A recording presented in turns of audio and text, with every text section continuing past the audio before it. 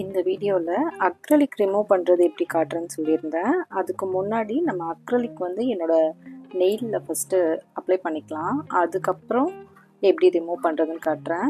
இன்றைக்கி அக்ரலிக் வந்து நான் பேப்பர் ஃபார்மில் தான் வந்து அக்ரலிக் எக்ஸ்டென்ஷன் பண்ணலான்னு இருக்கேன்.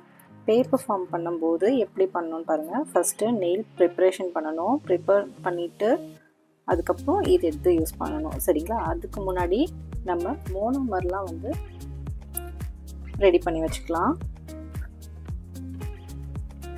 நான் வந்து உடனே ரிமூவ் தான் பண்ண போகிறேன். அதுக்காக உங்களுக்கு நான் எப்படி பண்ணணும்னு மட்டும் சொல்லி கொடுக்குறேன். நெயில் ப்ரிப்பரேஷன் பண்ண மாதிரி இருக்குன்றதுனால நான் வந்து நெயிலுக்கு ஸ்பெஷலாக எதுவும் ப்ரிப்பேர் பண்ணலை. இதுலேயே பேப்பர் ஃபார்ம் எக்ஸ்டென்ஷன் எப்படி பண்ணுறதுன்னு காட்டிட்டு எப்படி ரிமூவ் பண்ணணும்னு காட்டுறேன். இப்போ பாருங்கள், இந்த பேப்பர் ஃபார்ம் எக்ஸ்டென்ஷனில் எப்படி எடுக்கணும்னா இந்த ஸ்டிக்கர் தனியாக எடுத்துடணும். எடுத்துட்டு இந்த இடத்துல இப்படி பிரிச்சுக்கோங்க. இப்படி பிரிச்சுடுங்க. இந்த சென்டரில் இருக்குது இல்லைங்களா, இந்த இடத்துல தான் வந்து நம்ம நெயில் வைக்க போகிறோம்.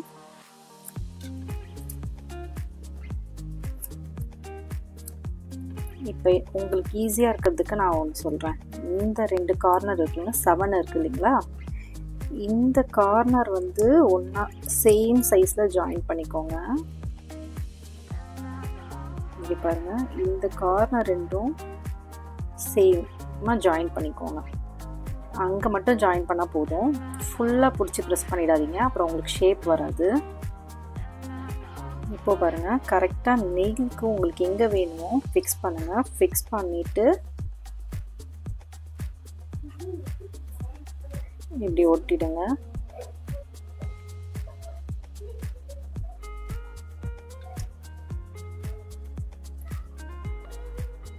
இவ்வளோதான். இப்போ பாருங்கள், கரெக்டாக நெயில் வந்து அந்த ஸ்டிக்கரில் கரெக்டாக ஒட்டியிருக்குங்களா. இப்போது இதில் தான் வந்து நம்ம அக்ரிலிக் எக்ஸ்டென்ஷன் பண்ண போகிறோம். நீங்கள் வந்து இந்த கார்னரில் மட்டும்தான் ஒட்டி ப்ரெஸ் பண்ணணும். நீங்கள் ஃபுல்லாக ப்ரெஸ் பண்ணிட்டீங்கன்னு சொன்னால் அது ஷேப் மாறி ஒரு மாதிரி அசிங்கமாக வந்துடும், சரிங்களா? அதுக்காக தான் நான் வந்து இந்த கார்னரில் மட்டும் ஒட்டியிருக்கேன். ஒட்டிட்டு இப்போ எப்படி அக்ரிலிக் எக்ஸ்டென்ஷன் பண்ணலான்னு காட்டுறேன்.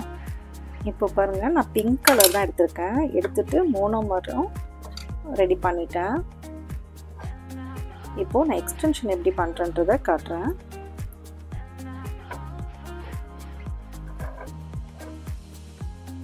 ஃபஸ்ட்டு மோனோமரில் இப்படி டிப் பண்ணிவிட்டு இப்படி எடுத்துக்கோங்க. ஒரு முறை நீங்கள் இப்படி பண்ணிங்கனாலே போதும். பண்ணிவிட்டு ப்ரஷ்லேயே உங்களுக்கு இது இருக்கும். இப்போது பாருங்கள், சென்டரில் வைங்க. வச்சுட்டு இப்படி கொஞ்சம் கொஞ்சமாக ப்ரெஸ் பண்ணுங்கள்.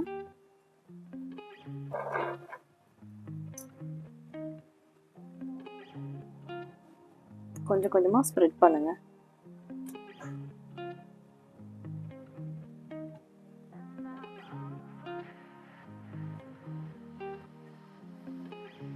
நிறையவும் எடுத்து ஒரே நேரத்தில் வச்சிடாதீங்க.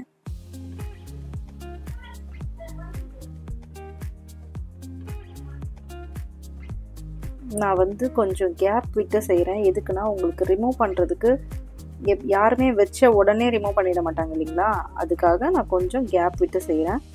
கேப் விடாமல் செஞ்சாலும் ஒன்றும் பிரச்சனை இல்லை, அது வந்து உங்களுக்கு கரெக்டாக தான் வரும்.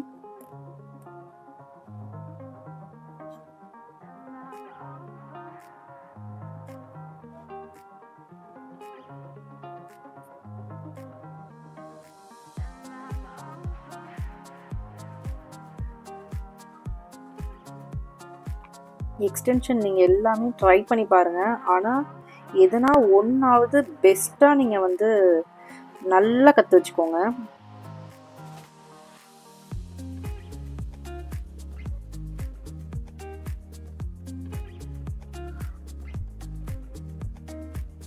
பேப்பர் ஃபார்ம் எக்ஸ்டென்ஷனில் பண்ணும்போது உங்களுக்கு அந்தளவுக்கு கரெக்டாக கரெக்டாக வந்துடும் அப்படின்னு நினச்சி யாரும் பண்ணாதீங்க.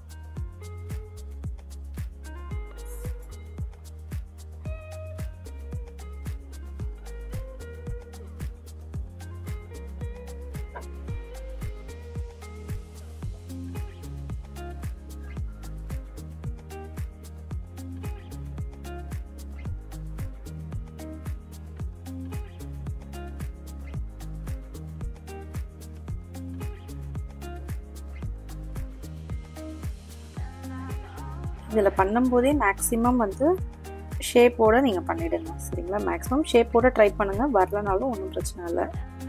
வரலையே அப்படின்னு சொல்லிட்டு விட்டுறாதீங்க, எல்லாமே ட்ரை பண்ணதுன்னு வரும்.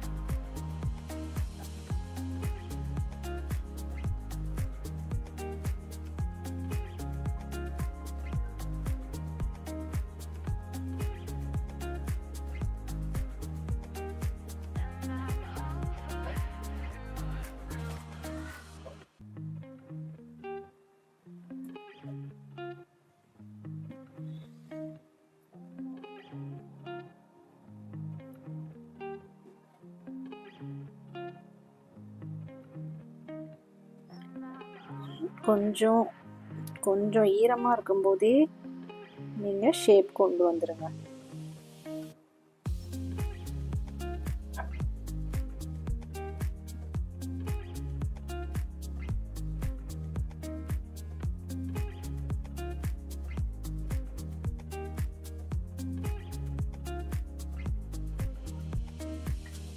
இது கொஞ்ச நேரம் அப்படியே நீங்கள் வச்சிங்கன்னா காஞ்சிடும். காஞ்சிட்டு உங்களுக்கு எப்படி இருக்குன்னு காட்டுறேன்.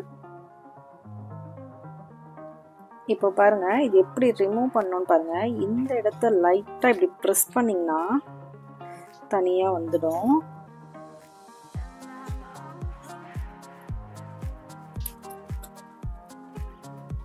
இப்போ பாருங்கள், நான் பண்ணதே அந்தளவுக்கு ஷேப்பாக இல்லை. ஷேப் வேணும்னா ஃபைலர் வச்சு இப்போ பாருங்கள், இதை ஃபைலரால் கொஞ்சம் ஷேப் கொண்டு வரேன் நான்.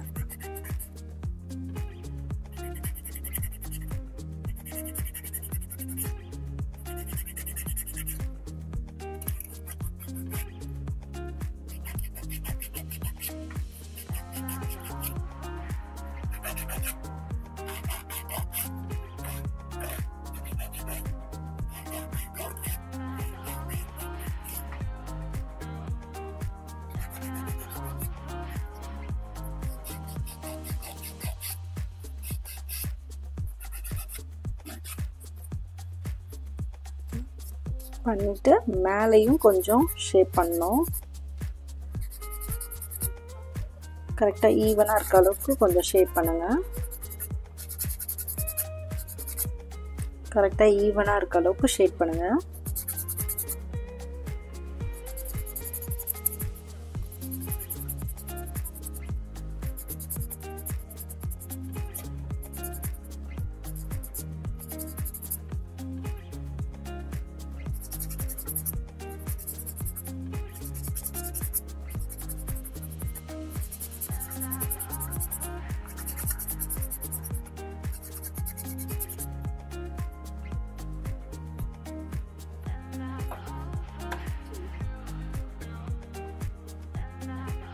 இப்போ நான் அசிட்டோன் ஃப்ரீயால் உடைக்கிறேன் ஃபுல்லாக.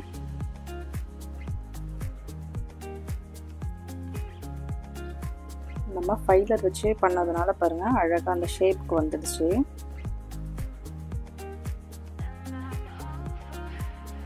இப்போது நான் பேஸ் கலர் கொடுக்குறேன். இதுக்கு வந்து பேஸ் கோட் வேணாம், அக்ரலிக் வந்து பேஸ் கோட் போட வேண்டாம், நம்ம பேஸ் கலர் கொடுக்கலாம்.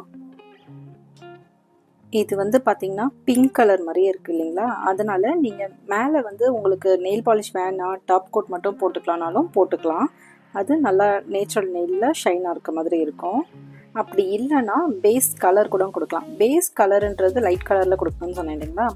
இப்போ வந்து நம்ம ஜெல் பாலிஷ் மட்டும்தான் போட போகிறோம். போட்டுட்டு டாப் கோட் போட்டுட்டு நான் ரிமூவ் பண்ணுறது எப்படி காட்ட போகிறேன். அதுக்காக நான் ஒரு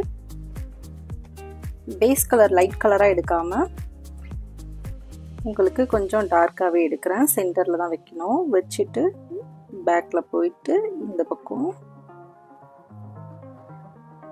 நெக்ஸ்ட் அந்த பக்கம்.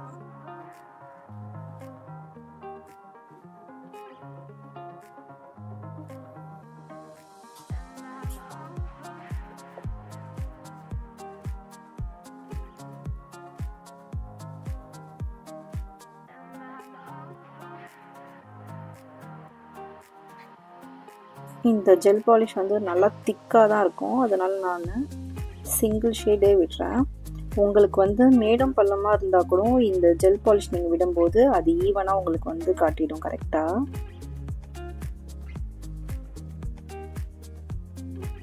நெயில் பாலிஷ் விடும்போது நெயில் பாலிஷில் மட்டும் அந்த பபுள்ஸ் இல்லாமல் பார்த்துக்கோங்க, சரிங்களா? பபுள்ஸ் இல்லாமல் இதை நான் க்யூர் பண்ணுறேன். 30 செகண்ட்ஸ்க்கு நான் க்யூர் பண்ணுறேன். நான் க்யூர் பண்ணிவிட்டு இப்போது டாப் கோட் போடுறேன். டாப் கோட்டுமே வந்து சென்டரில் வைங்க. வச்சுட்டு ப்ரஷ் மட்டும் பின்னாடி போனாலே உங்களுக்கு ப்ராடக்ட் வந்துடும்.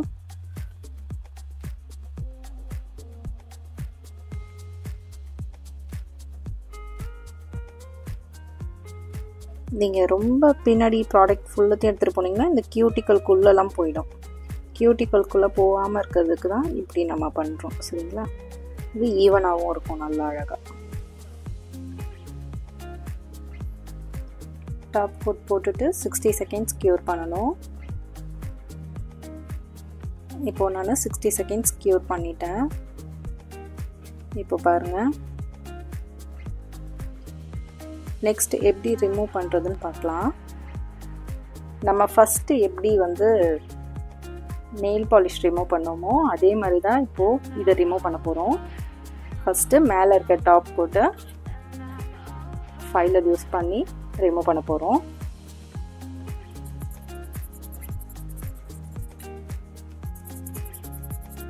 இதை மாதிரி பண்ணும்போது மாஸ்க் போட்டுக்கோங்க, ஏன்னா அது ரொம்ப மூக்கெல்லாம் ஏறிடும். லங்ஸ் ப்ராப்ளம் வர வாய்ப்பு நிறையா இருக்குது. அதனால் மாஸ்க் போட்டுட்டு செய்யுங்க எதுவாக இருந்தாலும்.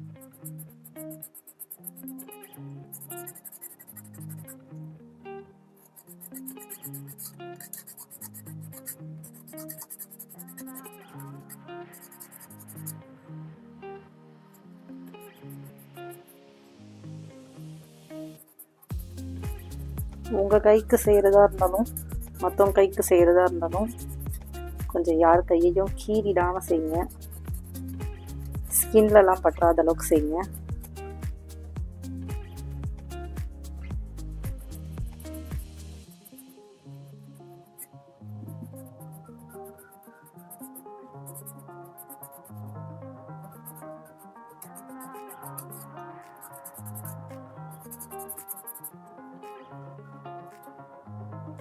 இப்போ பாருங்கள், ஃபுல்லாக நல்லா பார்த்துக்கோங்க. டாப் கோட் வந்து நல்லா அந்த ஷைன்னஸ் ரிமூவ் பண்ணிட்டீங்களான்னு பார்த்துக்கோங்க. பார்த்துட்டு அசிட்டோன் ஃப்ரீ வச்சு தொடச்சிக்கோங்க.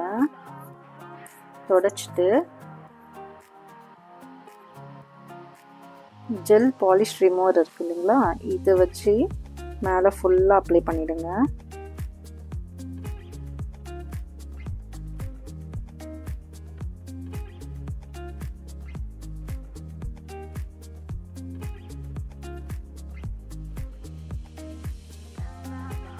இதை ஃபுல்லாக அப்ளை பண்ணிட்டீங்கன்னா இது கொஞ்ச நேரத்தில் எப்படி இருக்குன்னு காட்டுறேன். நான் இப்போது ஸ்பீடாக வைக்கிறேன். ஸ்பீடாக வச்சேன்னா இது வந்து எப்படி ஃபுல்லாக ரிமூவ் ஆகி வருதுன்னு பாருங்கள். இந்த கார்னர்லலாம் வருது பாருங்கள், தெரியுதுங்களா உங்களுக்கு? இப்போ பாருங்கள், கியூட்டிக்கல் புஷரால் இப்படி பண்ணுங்கள்.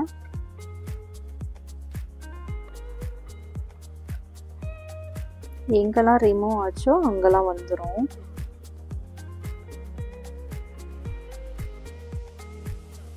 இது நம்ம வந்து உடனே அப்ளை பண்ணிவிட்டு உடனே இருக்கிறதுனால தான் இப்போ லேட் ஆகுது.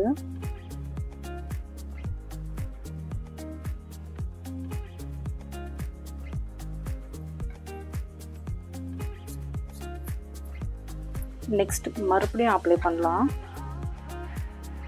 அசிட்டோன் ஃப்ரீ வச்சு ஃபஸ்ட்டு தொடச்சிடுவோம். தொடச்சிட்டு இப்போ மறுபடியும் அப்ளை பண்ணலாம். எங்கெங்கெல்லாம் ஜெல் பாலிஷ் இருக்கோ அந்த இடத்துலலாம் மறுபடியும் அப்ளை பண்ணுங்கள்.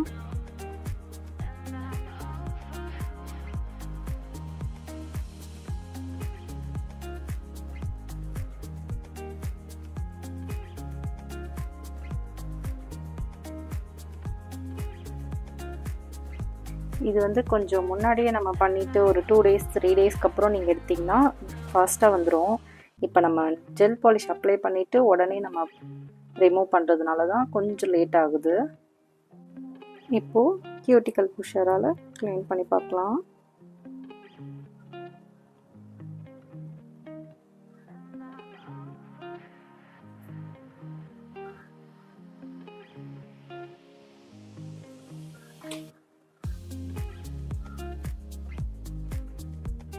பாருங்க, எல்லா ஜெல் பாலிஷுமே வந்துடுச்சு.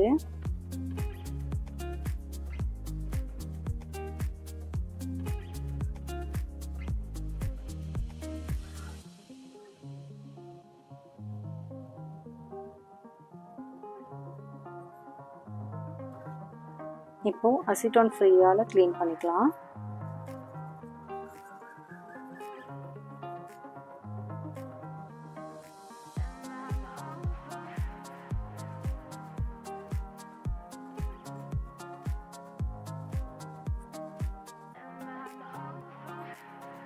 நீங்கள் அசிட்டோன் ஃப்ரீயால் க்ளீன் பண்ணும்போதே பாருங்கள், கொஞ்சம் அந்த அக்ரலிக்குமே வந்து கொஞ்சம் க்ளீன் ஆகி வந்திருக்கு.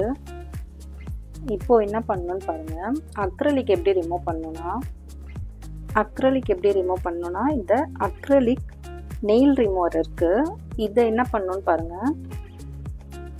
இதை என்ன பண்ணணுன்னா இந்த லிண்ட் ஃப்ரீ ஷீட் இருக்கு இல்லைங்களா, இதில் வந்து ஃபுல்லாக டிப் பண்ணிக்கோங்க.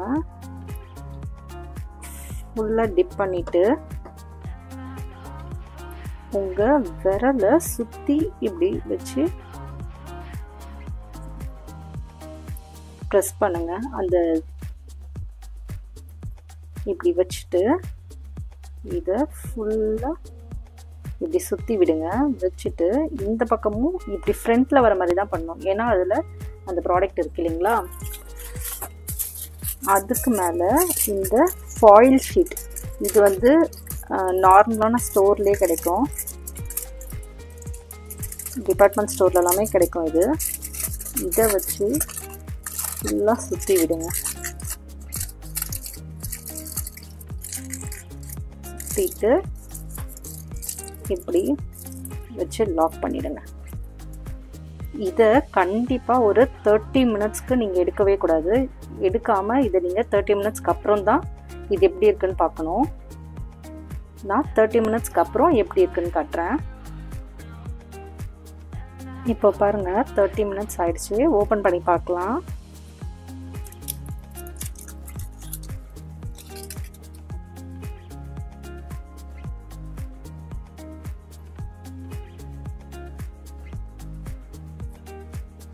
இப்போ இந்த இடத்துல வந்தது இல்லைங்களா, இப்போ எடுத்தோடனே வந்துடுச்சு. அதே மாதிரி தான் இது ஃபுல்லாகவே ரிமூவ் ஆகும். இப்போ வந்து இதை மாதிரி உங்களுக்கு பாதி வந்துட்டு மீதி பாதி வரல அப்படின்னா மறுபடியும் நீங்கள் இதே ப்ராசஸே பண்ணுங்கள். பாருங்கள், நான் அக்ரலிக் வந்து மறுபடியும் இதில் இது பண்ணிவிட்டு டிப் பண்ணிவிட்டு ஏன் விரல்லையே வைக்கிறேன். இதுக்கு வந்து 1/2 ஹவர்லாம் தேவை கிடையாது. இதுக்கு ஒரு 10 மினிட்ஸ் இருந்தால் போதும். இப்படி பண்ணிவிட்டு ஃபாயில் ஷீட் பாருங்கள், ஃபாயில் ஷீட் வச்சு அப்படியே ரேப் பண்ணுங்க.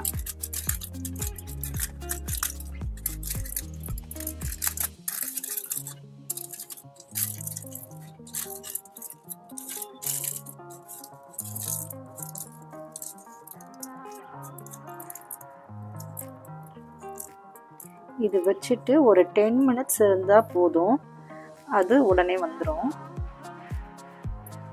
இப்போ பாருங்க, 10 மினிட்ஸ் ஆயிடுச்சு.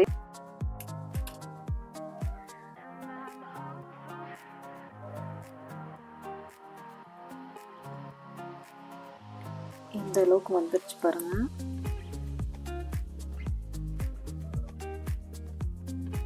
நெயிலுக்கு எந்த டேமேஜுமே இருக்காது. நெக்ஸ்ட்டு அசிட்டோன் ட்ரீ வச்சு நல்லா தொடச்சிடுங்க. தொடச்சிட்டோன்னே பாருங்கள், என்னோட நெயிலில் ஏதாவது கொஞ்சமாவது டேமேஜ் இருக்கான்னு பாருங்கள். என்னோட நேச்சுரல் நெயில் எப்படி இருந்ததோ அதே மாதிரி தான் இருக்குது. என் நெயிலுக்கு ஒரு டேமேஜும் ஆகலை.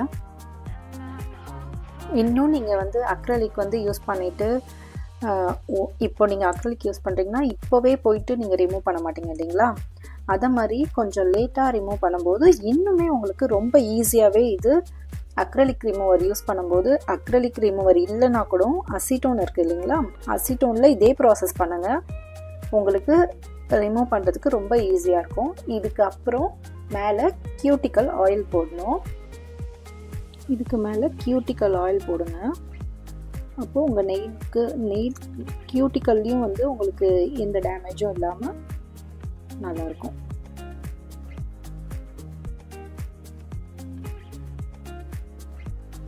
அவ்வளோதான். அக்ரிலிக் எக்ஸ்டென்ஷன் ஈஸியாக இருக்கா? நான் மிஷின் அதிகமாக யூஸ் பண்ண மாட்டேன், ஆனால் உங்களுக்கு வீடியோவில் மிஷினோட யூஸும் எப்படி யூஸ் பண்ணணுன்றதை நான் உங்களுக்கு சொல்லிக் கொடுக்குறேன். ஆனால் மிஷின் யூஸ் பண்ணிங்கன்னு சொன்னால் உங்கள் நெயில் கண்டிப்பாக ரொம்ப டேமேஜ் ஆகும். இதே ப்ராசஸில் தான் எல்லா எக்ஸ்டென்ஷனுமே ரிமூவ் பண்ணணும். அசிட்டோன் இருக்குது இல்லைங்களா? அசிட்டோன் லிக்விட் வச்சு எல்லா எக்ஸ்டென்ஷனுமே ரிமூவ் பண்ணலாம். உங்களுக்கு வந்து நீங்கள் மிஷின் யூஸ் பண்ணுறீங்கன்னு சொன்னால் உங்களுக்கு ரொம்ப டஸ்ட் அதிகமாகும். எல்லா ப்ராடக்ட் ஃபைலர் நீங்கள் யூஸ் பண்ணும்போதே மோஸ்ட்லி எல்லா நெயில் பாலிஷ் அது இதுன்னு எல்லாமே வந்து லாக் பண்ணி தான் வச்சுருக்கணும். எல்லாமே திறந்து வச்சுட்டு நீங்கள் பண்ணிங்கன்னா எல்லா டஸ்ட்டும் அதில் போகும். தேங்க்ஸ் ஃபார் வாட்சிங்.